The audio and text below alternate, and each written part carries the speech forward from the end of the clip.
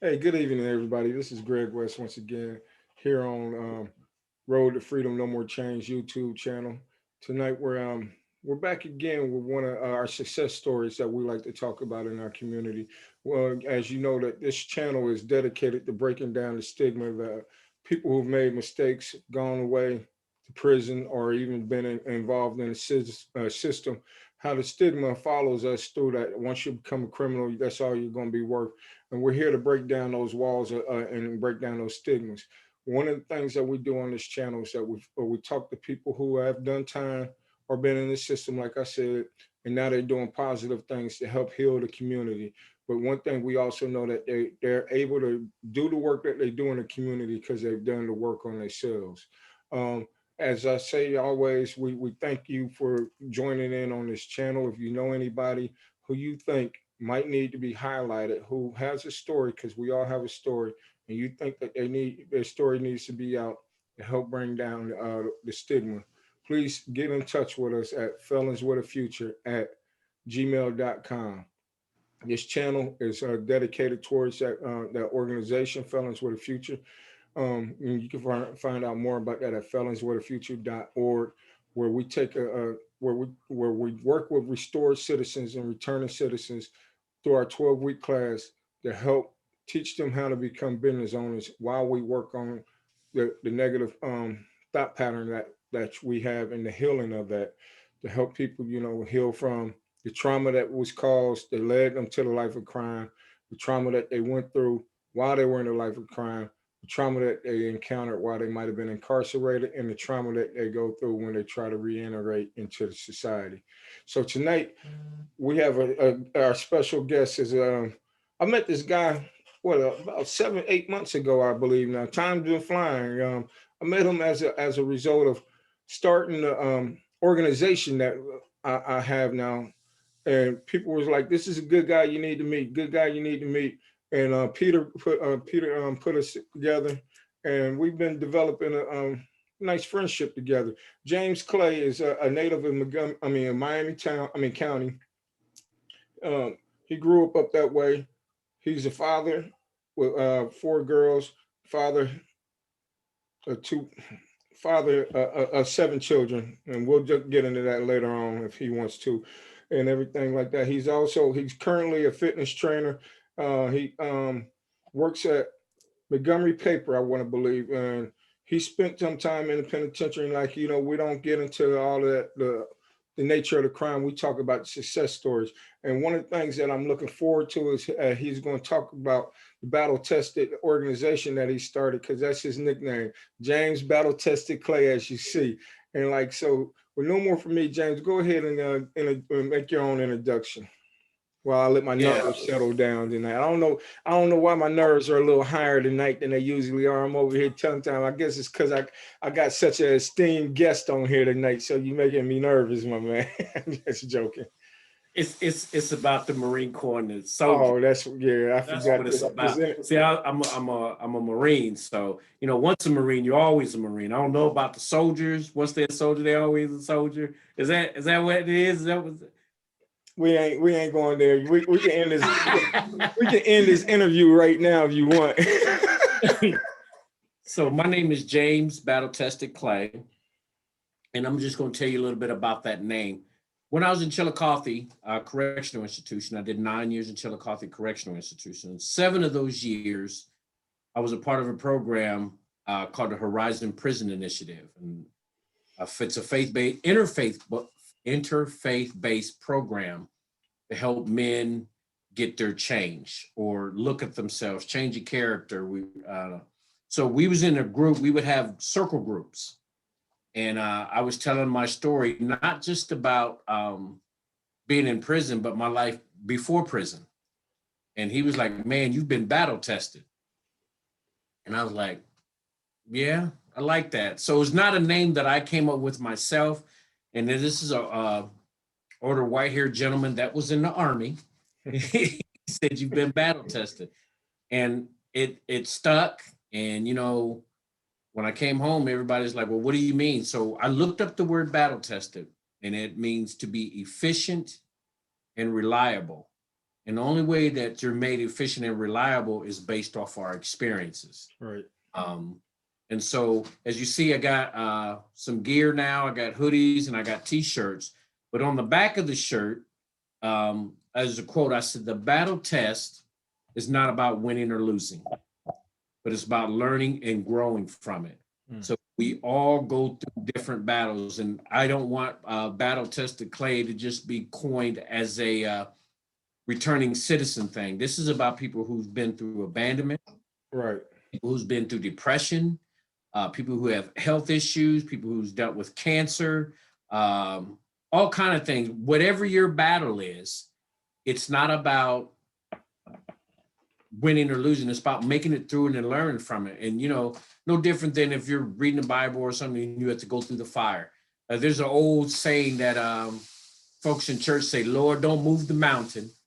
Just give me the strength to climb." And that's the exact same thing that the battle test is. Because once you get to the top of the mountain and you can see clearly, guess what? You got to go back down the other side and go get somebody else. So that's where the name comes from. So a lot of people are wondering what that is. And the dog tags was just, it was perfect because I was in the Marine Corps, which, you heard us talk about that. So I've had battles in the Marine Corps. I've had battles as a child, teenager, and just being a young man, just trying to find my way. So way before prison.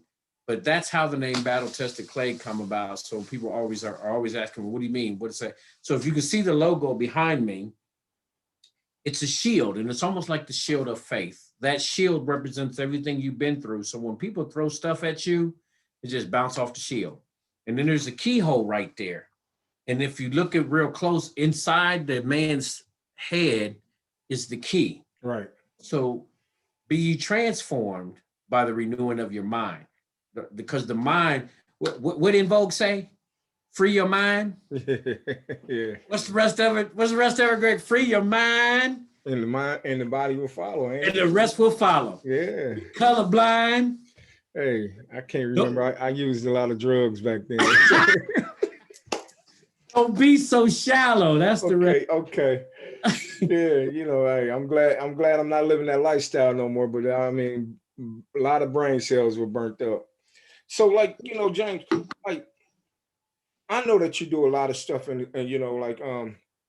let's talk about the X Factor. One of the things that you were involved with early on when you first, when I got involved with Reentry, they kept talking about, James, you probably know him. He's a good guy.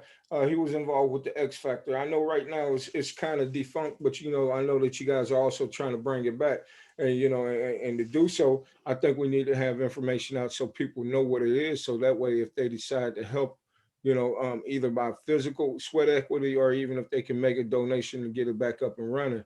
So let's talk about, what was the X Factor and what did you guys do there? The X Factor was it started out as a think tank. Peter Binkendorf and James down at the Dayton Collaboratory. Correct. Me and another young lady named Marcia, another lady named Melanie, and a young man named Josh. We would sit down and try to figure out how we could change the way the community saw formerly incarcerated people. Because there's a stigma out there, like you said earlier, once a criminal, always a criminal. And that's not the case. If you look at the recidivism rate, so we'll just say recidivism rate of people who don't take programming and stuff is like 30%. So what about the 65% of us that don't? And I'm taking the worst case scenario of numbers. Right. What about the 65% of people who come home, come back into society and do things and are restored? So there's a lot more returning citizens and restored citizens in your community than you can even imagine. And a lot of us just aren't saying anything. You didn't know they went to prison. They're the coolest dude, the coolest gal. Everybody loves them. But then the moment you find out that they've been to prison, you want to, right? Really, I didn't know that. I never would have never crossed my mind. But then you start treating them different. Correct. So the X Factor, Peter wanted to find a way that we could get out into the community and do some things for the community.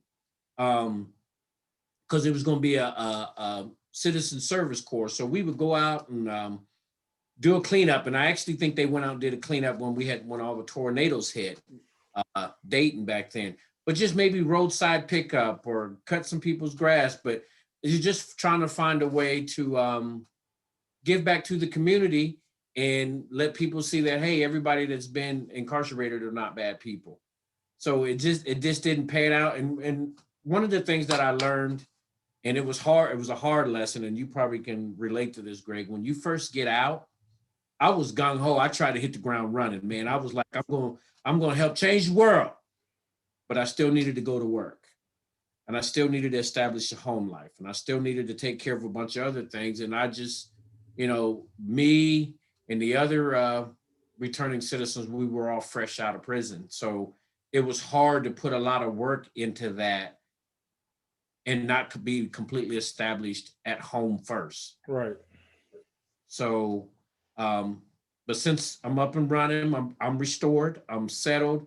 So this is what I would like to do with Peter and Greg and Tony Ruby and anybody else that's working with felons, returning citizens, is every once in a while, if there's a big project, and I'm picking your brain while we actually talking, that we all sit down and have a conversation with Peter. And when a project comes up that needs something done and they can't find someone to do it, people who are connected to battle tested, people who are connected to Felons with the Future, and people who are connected with Tony Ruby, we can get a crew and go do something. And everybody get some X Factor shirts and put your logo on the back, my logo on the back, and so that we're all collaborating together, which is a beautiful idea. Right. We think about that, Greg. Let me throw it back at you. Let me interview you for a minute. How you feel about that? I have no. Oh my God! See this man. Yeah, because he's a Cowboy fan and I'm an Eagle fan. He wants his interview to be abruptly ended. That's all it is. First the Marine stuff, now this stuff. See, but that's a good thing. I'm open for that. And like one of the things that I find challenging, and we're trying to, and I'm glad that we have a lot more people coming together. One of the things that I find challenging is that, there's a lot of resources out in the community. There's a lot of people who are doing things, but there's no real umbrella to bring everybody underneath so that we can do that. Now, I was invited this week. I did attend the Reentry Collaboration meetings that they had that, Commissioner Lieberman and yes, they got me involved with because that was one of the things that I was like, I believe we need to do more of that, but also not just underneath that umbrella. I believe that there's so many more smaller grassroots things, organizations that are popping up that are working in reentry, and we do need to come together and start doing stuff like that. I have no, as and everybody who follows this channel or anything that works with me, I have no problem partnering with. I'll partner with you. I understand that Felons with a Future is not a one-stop shop for everybody. We have what we do and we do it, and we're trying to learn how to do it well. We just started our first class 3 weeks ago. We're still finding the kinks that we have to get out. Just like what you do with the battle tested, what you do with the hope letters and stuff like that, because we're going to get into that in a minute. It's about finding our niche and doing that well, but still partnering with people. Like we were talking before we got on air. I've been down there where Tony's office is going to be when they finish, and we're planning on expanding there. I would like to also stop by where your office is and leave information, pick up information so that I can have when people, come to our classes or if people get in touch with me. So I'm as your part of the interviewer, being the interviewee, the interviewer is coming to an end. I have no problem with it. I'm looking forward to partnering in any big project. And so if any project comes across my radar, you will be one of the first people I get in touch with, Mr. Clay. Now, yes, sir. Now let's get back to let me get back to me being the interviewer, and you go back to being the interviewee. Now, let's talk about, we were talking before we got on air about these bags that you guys are putting together. What kind of bags are there that you're putting together, and what's the organization that's doing that? So right now, it's still in the incubation stage. It's called Battle Tested Bags, but it's going to be a collaboration of myself, Valens Solutions, which is Tom Thompson, Grace United Methodist Church, McKinley United Methodist Church, and the Montgomery County Office of Reentry. So we're all going to collaborate together to create a bag. Okay, let me tell you why this is important. And, Greg's going to be able to relate.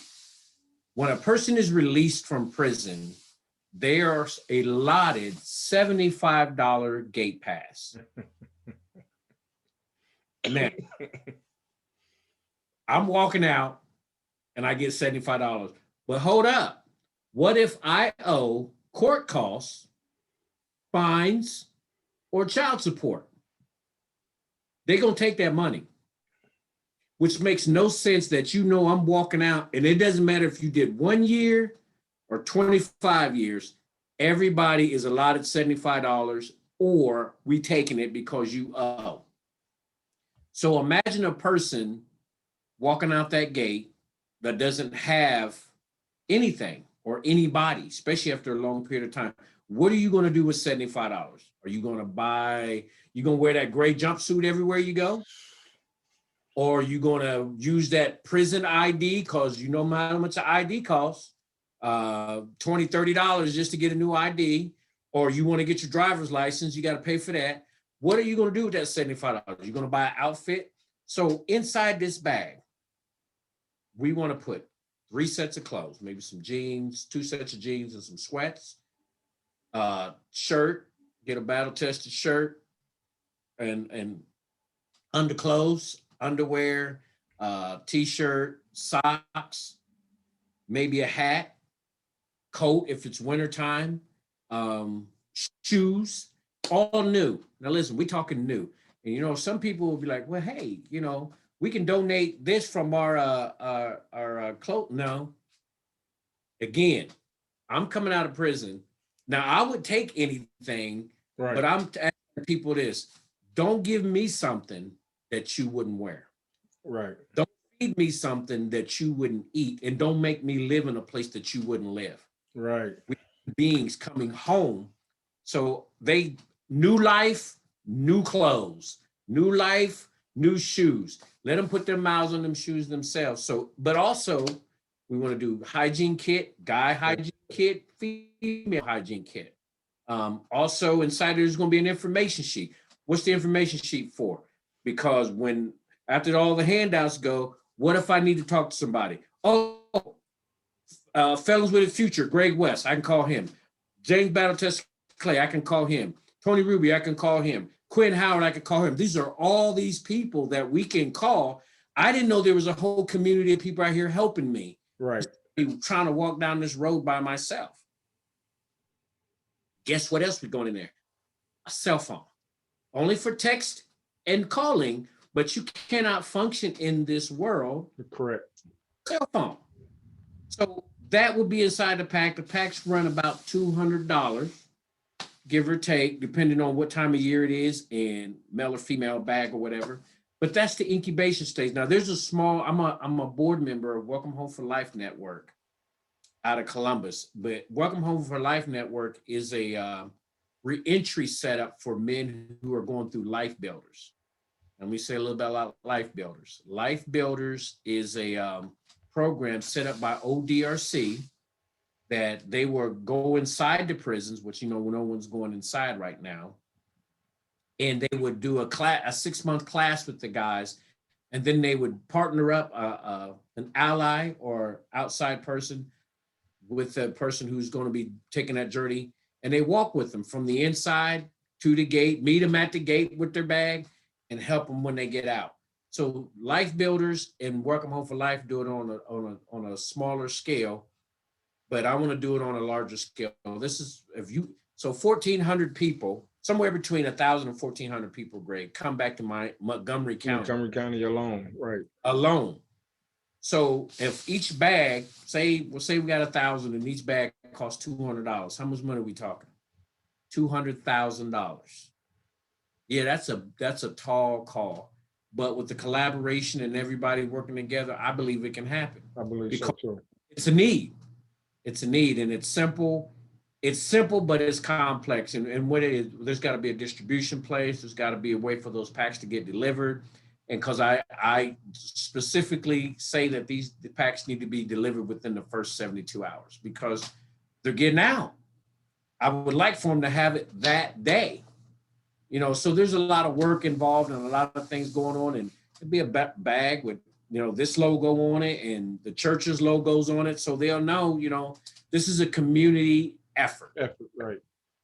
And I like I said, go through and get all these brochures from you and from Tony and from Montgomery County Office of Reentry. Women is for women too. It's not just men. And so the shield, the only thing that's going on there. Some women don't want to walk around with the big muscle guy on their shirt, but it's just a shield, and it's a reminder that that I've been battle tested and I made it out, and then so that's what's coming up in the future. Well, if somebody wanted to help out, either like I said before, sweat equity or make a donation financially, how would they go about doing that? Okay, the first way to get a hold of me, I'm about to tilt my camera up. You probably can't see it. See, there's the site. www.battletested5889i5.com. That is my website. You can reach me through there. My email, I have an information email. Once you get on there, all my communication will be on that email. You can reach me through Facebook. You can, my email address is jameshclay66@gmail.com. And, or you can just call Greg. Say, yeah, talk to that Marine that loves the Philadelphia Eagles. Oh my goodness. We're gonna end this thing real quick abruptly. I'm gonna say I had technical difficulties and just hit the so yeah, I'm definitely looking for donations. And like I said, if you have clothes, or we're even gonna get with the food bank, perishable, non-perishable food can go in there, like protein bars and things like that. You might just pop it open and you can eat it. So yeah, so if you want to donate, and then, like I said, we're not taking hand-me-downs. This is new stuff. If you want to write a check or donate, do it through 588-915-9I5, battle tested. So just add me to the email for the next time you guys have a meeting, because I would like to try to help I sure out will. as much as possible. I sure will, because eventually, like I said, it was just in the incubation stage. I got to come up with, like you, got to have an advisory board for this, and I need some allies and returning citizens. The more people who understand what's going on as people walk out the gate and stuff like that, the better we are. We want this thing to come to life. And back to interviewing you, I am so appreciative of what you're doing and teaching people how to have their own businesses and managing their own lives and stuff like that. We need that. We got to get past the point to where we have to wait for somebody to tell us what to do. And the offer still stands, James. When I do get when the funding does come in, where I can have paid employees, I want you to be one of the first ones I put on payroll, man. That I'm saying it publicly, so now people know that I said. He bet. You sure you want a Marine Philadelphia Eagle fan up in your office? Hey, listen, man. God told me I gotta love everybody, no matter how messed up they are. Listen, I want to read something, and this is going to segue into what we're the next thing I wanted to talk about, because this is one of your pet projects that I know that you really, really put a lot of passion into and that you love doing. This is an email that came from somebody, and it says, "What a wonderful testament and labor of love. This makes me even the more want to and desire to be part of this great organization. I pray that the lady who wrote her will reach back out to her. If she doesn't, I am willing to pick up the ball. This is more important than a soul being saved. It is our job to do all we can to lead each and every person to God. I will pray for this union." And this is coming from one of the people from the Hope Letter organization that you know that you're involved with. Let's talk a little bit about this because I know that this is one of your pet projects, and I know how passionate you are about Hope Letters. Let's talk about that so the community knows what Hope Letter is and what how long you've been doing it and how they can get involved with this if they choose to. Okay. Um, Hope Letters is all God. Let me tell you why. When I made a commitment to, and Greg knows this, when we people say, "Yeah, man, write me." Hey, man, yeah, I'll write you, man. 99% of the time it doesn't happen because once we get out here, we get busy, Mm-hmm. start living life, and But how long does it take to write a letter? But it's just the commitment part that comes with it. So when I came home, I was writing letters to guys that were in prison. Um, I wrote at least about 50 guys. So imagine all this mail coming in through the system and it's got Clay on it, James Clay on it. Then we're like, didn't he just leave? Didn't he just get out? And then so they got a hold of my PO. Hey, you need to check the boy. He ain't supposed to be writing this many letters. Was he planning something? He plotting something? So, but my PO told me, and he was a nice dude. He said, you can't write people like that. And I was like, well, why not? I'm not doing anything. I'm encouraging them. I'm helping them. He said, well, that's just how the system's set up.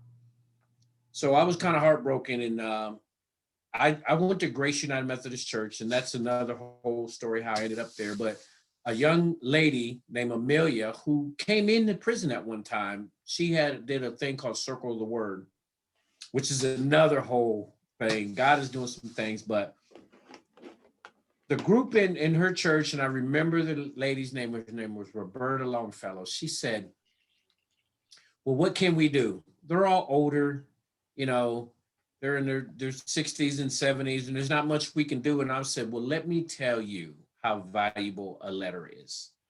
And I went through the whole spiel about how people don't get mail and how people have been forgotten and left behind by their family and their friends and their churches. Yeah, their churches too. And I said, just write a letter. And so we started writing letters. They were writing letters to the women at the jail here in Dayton. But then we took it to another level and partnered with ODRC. And ODRC, if you can find a way to connect this to a reentry style program, then we're on board with you.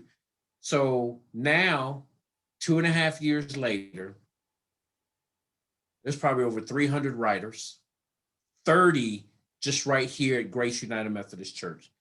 Folks in Cincinnati, folks in Zanesville, folks in Columbus. And the goal is to be in every prison in the state of Ohio, and we're on our way. And partnering with, I am a returning citizen, felon, and I am partnered with ODRC so that my brothers and my sisters and even young people at DYS get letters from people who just want to pour back into them and give them hope. And so when a person gets close to coming out, guess what we get to do? This person's getting out, and we write in groups. So great. It's not one person going home and writing this person. No, it's like a book club, but it's a letter writing club in churches and in reentry programs and things like that. And so when one person say, hey, Johnny's coming home in 3 months, the whole group converges on helping Johnny have a smooth transition back into the community, back to a place where they can be loved, back to a place where they have a belonging. And so that one day they can be a restored citizen and do what we do. Do what we do. All in Community, which is an organization inside of the Western Ohio Conference United Methodist Church, it got so big, Greg, I couldn't manage it anymore. The trainings were happening so fast. So I passed it on over to the All in Community. And before I say that, we want to create something that is bigger than ourselves. That's right. We don't want it to be all about us. And that's right. If I died, then it dies. No, live way on longer. That's how you create a legacy. So All in Community has taken it to another whole level. Whole churches are signing up to write a letter. So yeah, that's because it's so precious to me. Look at me, I'm all tense and excited because I didn't do it. It was birthed in me, in my spirit, but God did this, man. God just took it and was like, and it'd be amazing if you just want to help somebody and you're sincere in your heart. God can, that thing can be that same thing with these bags. I know God's going to just take it out of here because it's. I don't want to do it just because it makes me look good. Right. I'm never going to be looking good because I'm just, somebody's always going to be looking at me funny because I'm a felon. Right. So it ain't about being pretty. It ain't about being perfect because most have. I've messed that up a long time ago. So I ain't trying to be all that. But yeah, hope letters. If you want to write a letter, there again, you can get a hold of me. Matter of fact, you can call Grace United Methodist Church. If you want to do that, you can get a hold of me at Battle Test at 588-9I-5. You can call me, Amelia Boomershine. She's a part of Go Tell Ministries, and we'll get you hooked up. And you know, the last time we did this, Greg, you know how many people I got out of the interview last time we did this? How many? 7. Okay. And that 7 was just people. and that was just on the podcast. So hopefully that we'll get more off of the YouTube too. And that's what this thing is all about. Like you say, this isn't about me trying to look good and everything. You see, I don't know, tonight, man, it might be that I knew you were going to pick up that ugly cup, and that's why I might have been a little nervous or something at the beginning. But I know how to combat that. You know what I'm saying? I can't really see it because of my background. I see that star. It's busted up right now, though. It's busted up. Where's Dak at? So where's Dak? But like I said, I don't. It's not about me. I'm more worried about getting the content out of what people are doing in our, like people like you, people like Quinn, those organizations that don't get a lot of fanfare and nothing like that. Because see, like we believe that there are a lot of people who are doing things, but if we don't connect them with the people who need it, what good is it? I'm learning over this year that a lot of other grassroots organizations going through what we're going through. Is a lot of people when it's time for the funding, because we're newer and we're smaller, people look over us, but they'll go to the bigger ones. That's how come I know that things like this that are born in love and our passion are going to succeed, because we're doing it. Really, a lot of this stuff is going on through our own blood, sweat, and tears and finances because of what we believe. Because what we believe, and when you said something real important, like I wanted to, like what you said would happen with the hope letters, that it became bigger than you, where you had to pass it on to somebody. We were just talking before the interview. I would like to see Felons with a Future grow that big, where people that come through our class are now running their own class. Even if they're not doing Felons with a Future and they come up with their own idea and they start their own 501c3 and it's based on this premise, I have no problem handing it, the whole curriculum over to them and let them twerk it the way, because somebody did that for me. Right. So what would I look like all of a sudden? Oh, somebody helped me. Now I can't help you no more because I need to just so code this so I can look good. That's not what this is about, man. What's on the horizon for you? What else you got coming up? I touched on this probably, I think it was the summer of 2019, but I'm bringing it back and I'm doing my first video, and it is a video. It's kind of like this. It's called Hearts of the Incarcerated. Hearts of the Incarcerated is an opportunity for family members to speak out, to say what they went through. It's not the offender and it's not the victim. It's the family member, the kids whose parents left them, the mothers, the grandchildren. You know what I'm saying? It seems like society has kind of forgot about the family. And there's people sitting right next to you in your church. Listen, 1 out of 3 African-American men go to prison. Right. So I know it's happening. So I just believe that the mothers, the fathers, the children, the family members, they need to be able to speak out and say, hey, this is how it affected me, and how could I have gotten more help? How could the church have helped? Could the criminal justice have helped me when I lost my dad, when I lost my mom? There's a lot of things going on behind the scenes to the family members of those who are incarcerated that are not aware. So it's called Hearts of the Incarcerated. So I'm gonna start making those videos and putting them up on my YouTube channel, which is Battle Tested James Clay. And they can go there on my YouTube channel and check out some of the other videos that I've made. But Hearts of the Incarcerated is going to be a series, and I'll probably do one a month and see how it goes. And if more and more people want to tell their story or tell what they had to go through, because like I said, the more we talk, it gets out there. More people are aware, more people, and the more people that are talking, the more people feel comfortable. And then the government say, hey, I think we need to make some changes. We hope they will. That's our hope that they will. But this is what I learned. Pastor Richard Boon, my program coordinator inside the prison, he, everybody knows I'm a Christian, so I'm gonna talk about Jesus. He said, Jesus and Paul, those disciples, they didn't fight against the Roman Empire. They changed people inside the Roman Empire. I'm not trying to change the system. The system will change if you change the people that are in it. We got to get to the hearts of the people. And if more and more people begin to speak up and say what's going on, then hopefully, Lord willing, it worked with the hope letters.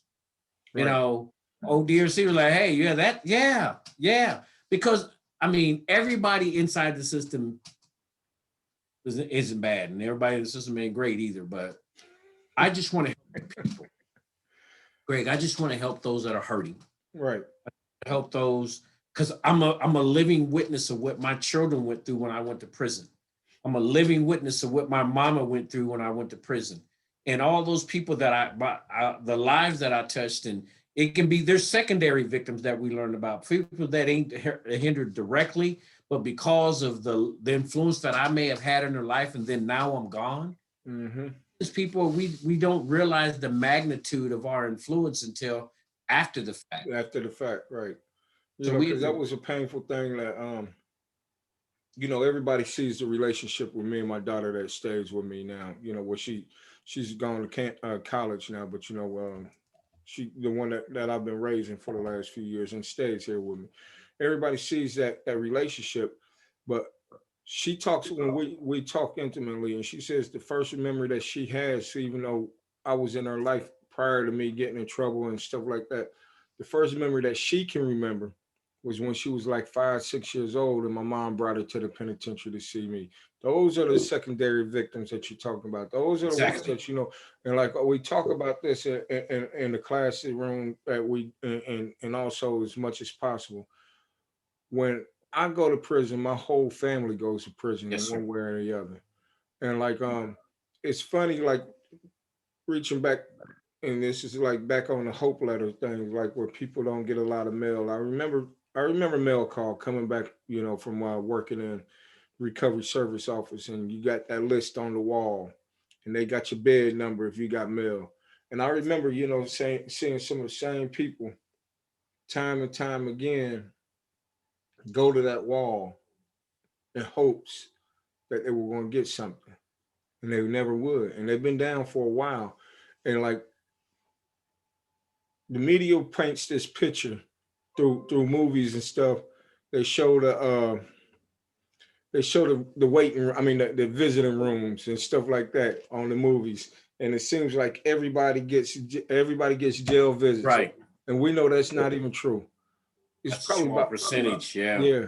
I was about to say it's probably only about like 7% of people who are locked up who get regular visits, and so it's important to do things like what you're doing, sending those letters back into the penitentiary, having a way for people to get out and have a bag waiting on them, that somebody cares. Because see, like whether people realize that or not, that could be the deciding factor of if a person's going to come back out here and do something different or go back to that old way of living. And we know that because I remember part of my story was sitting on my rack, and that's how I came up with the Felons for a Future. And I knew I wanted to do right, but when I came home, I went right back into that same lifestyle. Thankfully, 10 months later, I couldn't take no more, and I started on this road of healing. But we know that if we don't have a good support network, a good support team, it's so much easier to slip back in. And with that being said, let's segue into like let's talk about some of the people that played a big part, that support network and that support team that you had that helped make that transition coming home into and getting back into the community. So, who were some of those people that played a big part in your life, man, that helped you make that transition? I'm going to give my first shout out goes to Pastor Richard Boon. He was the program director inside the prison, but he made calls outside the prison to people say, yeah, James Clay's coming home. Give that guy a platform to be able to speak. So Pastor Richard Boone, shouts out and love to him right now. He's not working at Horizon, of course, because of COVID. They're not able to go back inside. Jeff Hunsaker is the founder and the creator of the Horizon Prison Initiative. He no longer serves as the director in that capacity, but he would always tell me, he said, James, this is when I was first fighting my case. I'm trying to get home. He says, James, you just have to understand sometime God works in the lower parts of things. And I'm looking at him like, what? So the whole time he was telling me like the story of Joseph, what was probably meant for good, what was probably meant for bad is meant for good, that lives might be saved. And when I come home, when I first got home, it's Quinn Howard. Quinn was right there when I went to the Montgomery County Career Alliance Academy. And I remember him asking the question, what do you guys want to do? What's your next journey going to be like? And I told him, I said, I want to do what you're doing. And he kind of stepped back a little bit. I ended up being the elite of the class. And when graduation, being the lead of the class, you have to like set up what graduation is going to be like. And I did a skit. And the skit was what it was looked like if you made positive choices and what you didn't, but everybody was coming to the career alliance class and I was Quinn and I was like, well, you know how Quinn talks, Jamie, how does this work right here? I need to, Clay, come here, man, for a minute, man. He does it like He watches his channel, right? Oh yeah, he knows that. Quinn is my guy. Quinn was first an example, then he was a mentor, and then he became a friend, and now he's a brother. He is a brother, man, and Quinn is a big part. If I ever get married, Quinn gonna be my best man. Let me just going down. Amelia Boomershine. Amelia Boomershine is my co-partner, co-founder. Well, she said the idea comes from me. She'll always say, well, James, but anyway, me and Amelia work together to do hope letters. And she's at Grace. Reba Collins. Reba is the consultant of All In Community. We are colleagues and we are friends. Reba's the one that took Hope Letters to another whole level, and she does a lot of hard work. I'm always going to say my family, my mom, my dad, my brothers, and my sister, but my baby sister, Angie, she gets top notch. Listen, my sister would rob Peter to pay Paul to make sure that I had something on my books when I was on the inside. And so now that I'm home, I like for it to go the other way around. I always look out for my baby sister. And I love all my kids. And but my daughter Alexis, she was like, even though she's in the middle, she was like everybody's mom. So she made sure that everybody came to see me. She made sure she would set up the visits and all that stuff. My daughter Alexis is amazing. And she's still doing it with her younger brothers and younger sisters over there in Virginia. Jeff Daniels. Jeff Daniels started out as a volunteer inside the Horizon program. And once the program ended, he started the Welcome Home for Life Network, which I'm a board member now, and still a colleague, co-worker, board member, and friend. We call them allies. Pastor Peter Matthews, new guy on the block. My man, the man is amazing. You got to watch him share his word. He's the pastor over Grace United Methodist Church, and he's the pastor over McKinley. And he's helping me structure everything to not only is it a service and a ministry, but it's a business, and it's got to be, things got to be ran like a business. Tom Thompson. Tom Thompson is a guy of Valens Solutions. Tom works with documented immigrants who are struggling and going through it, and he's the one. He said, "Hey James, I got an office for you." He allowed me to put an office in his office free of charge. Right.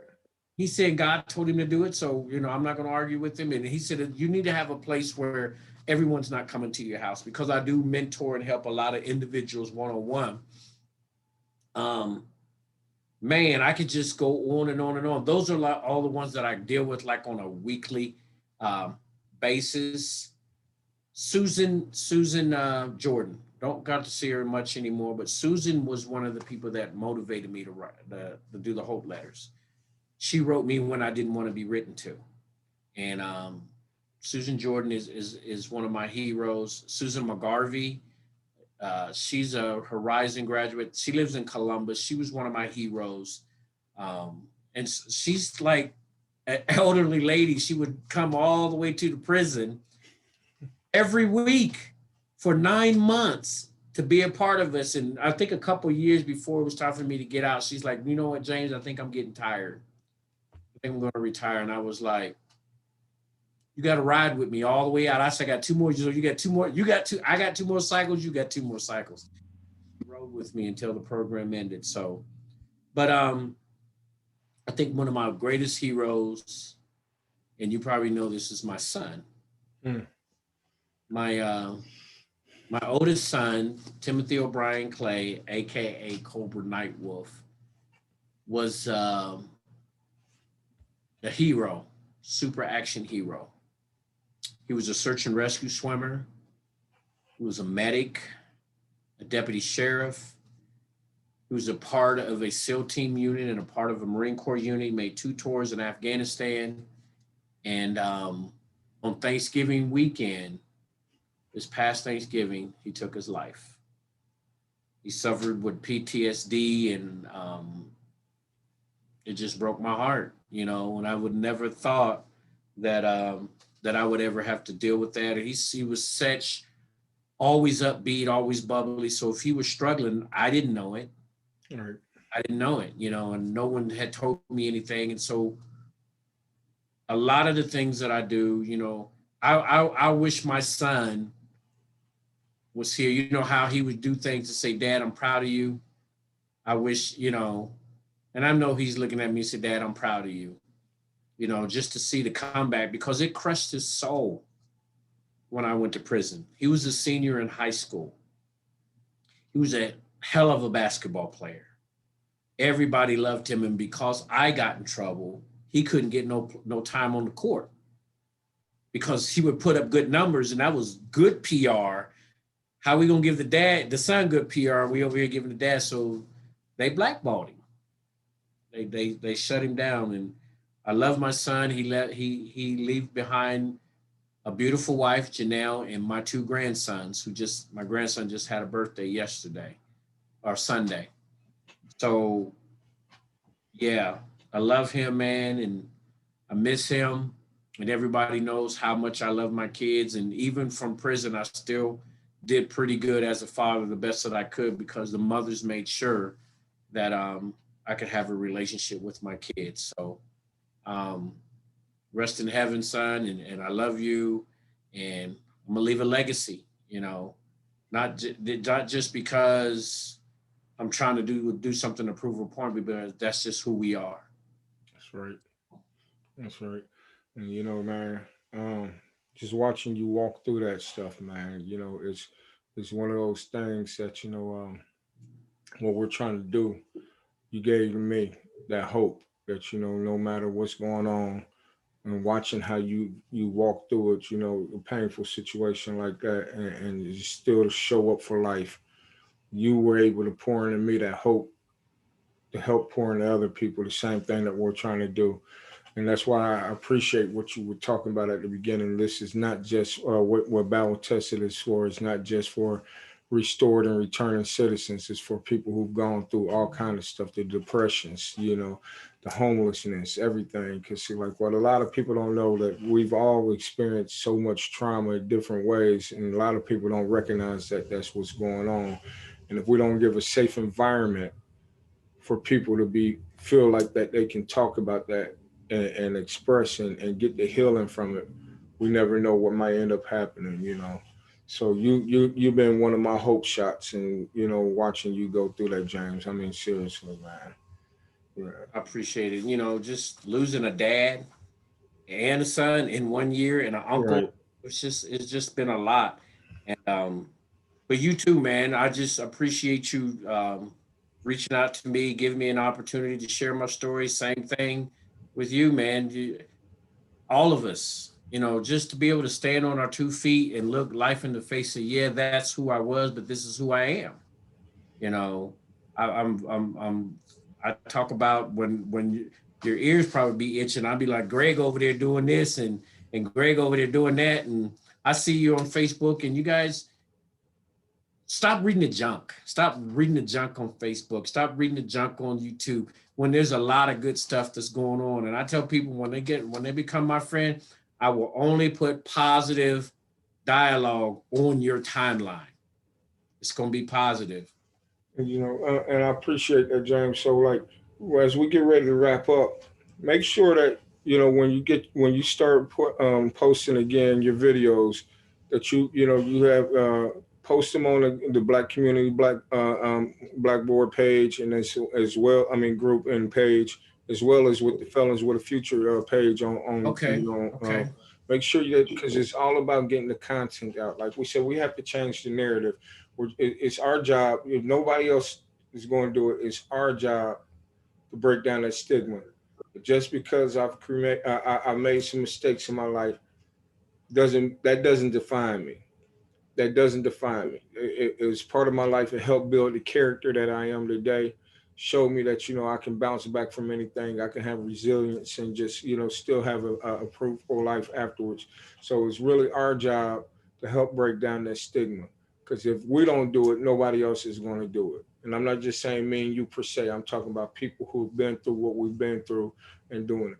So man, I mean, when you start back up, put that content on there. I wouldn't care, man, if you doing it at the same time that this channel is airing. You can still do it. I'm going to end this interview if you keep doing that. I mean, Oh, what I'm saying? Well, I was about to ask you. I can't be drinking the cup when I put it on your channel, though, right? see, I might have to report you to the administrators talking like he is making threatening. But yeah, man. So like as we wrap up, is there anything that you want to tell the community before we get up out of here, man? Yeah, I think my biggest message is to everybody, whether you've been incarcerated or not. You may not be able to control everything that's going on around you. We can't. We can't control everything. That'll just drive you crazy. But what you can control is your attitude, your choices, and surround yourself with quality people. That's my message to the world. Surround yourself with quality people. I hear him say, if you look at your text messages, look at the last 5 text messages. Will Smith said this on the thing. He said, are they pissing on your fire? Or are they adding fuel to your fire? If they're pissing on your fire, you might want to go find some quality people that's going to fire you up and get you moving.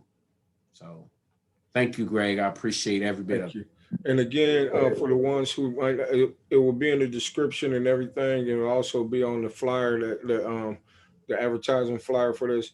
You can reach James at his website, which is battletested5889i5.com. And you have more information about the programs that he is involved with. And if you want to get involved, please do so. Like I say, even though people think that they think that these programs just magically appear and happen. The biggest thing that all of us need more than anything, more than the financing, is the sweat equity. People with like minds who help, come on board and help out. So if you want to get involved with his program or even the Hope Letters, the Battle Tested, or even if you would like to, contribute and help out, sweat equity with Felons with a Future, we're more than glad to take on anybody who wants to help. Yes, the financial part is a big part too, but we believe that we need bodies more than we need anything else. Because like minds and people with the bodies can make these things all run and also make a difference in the world. So again, James, I'd like to thank you for for taking the time out your day to come hang out with somebody like me. You know, I think I appreciate you too. Cowboy fan and all, you know. End of the day, the NFL don't run us. You know, if you strip away the NFL and take away our military, we just two brothers, man, that's it. Trying to make a difference. together. You know, You know, so I appreciate you, man. and I'll probably have you back on in a couple months so that you can update us on what's going on with the bags. And if people want to get involved with that, also I'll have all that in the description so that if you want to help out any way that you can, we will have all the information where you can get in touch with him, his organizations in the descriptions. Please, if you know anybody who has a story that you think needs to be highlighted, please get with us at felonswithafuture@gmail.com, because we need to get the word out that there are people who have made mistakes, come home, or have been in the system. They don't necessarily have to be locked up, but they've been in the system on probation or any type of way, but they now turned their life around and doing good things. Please have them get in touch with us, and not just the restored and returning citizens, but also the people that help them, the drug counselors or the motivating speakers or anything like that that have helped these people. Please get in touch with us, because we need to break down the stigma that once we've committed a crime, that's our definition for life. We also talk about, if we've paid our debt to society, please stop treating us like third class citizens. We are human beings too, just like this.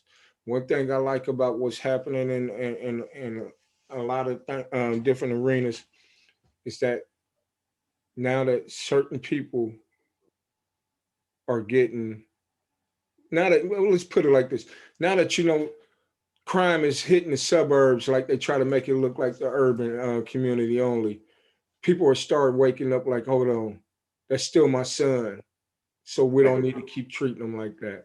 So I hate that they've had to go through it, but it's also waking people up and getting the word out and breaking down the stigma is more important to us right now. So James, man, I thank you again. We'll be looking forward to hanging out. I'll be looking forward to that email for the next time you guys are meeting, because Felons with a Future wants to get involved. We're trying to help them out with those bags as much as possible, even if we have to do a collaborative fundraiser to get this Yes, thing going. Hey, we're all in. And yes, again, I'd sir. like to thank you. And please like this video and subscribe, and have your friends subscribe too. Thank you for having us on, and go Cowboys. With that, I'm out of here for the night. Got you, James. I had to do it last. All right.